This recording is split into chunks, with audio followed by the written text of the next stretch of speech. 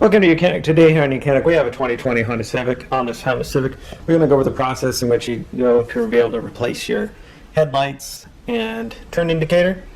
So this right here is an LED daytime runner, turn indicator, regular headlight, and then your high beam. Over here is your side marker light. That is an LED, so you replace the whole side marker unit. So we know those. So we have the headlight housing here. We do have, there is actually enough space even on both sides to be a little bit tighter on the left side, but there is enough space back in here to be able to reach down in and to unscrew those.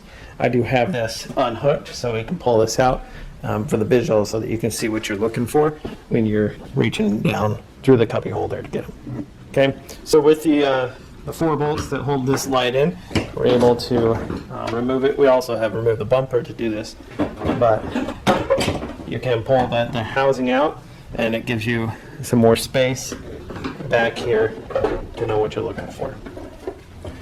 So up here at the front, this is your high beam headlight, and so you need to undo the electric connector, squeeze the clamp, pull that out, and now you will have access to be able to undo that light bulb. Twist that a quarter turn to the left and then be able to pull it out to be able to have your replacement. This light bulb here for the high beam is a 9005, so you get a new 9005 and be able to line it back up and put it in.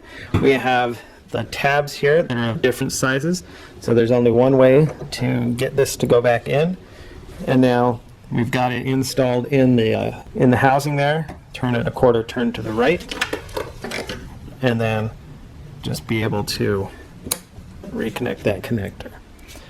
So that's how you would replace your high beam headlight on your 2020 Honda Civic.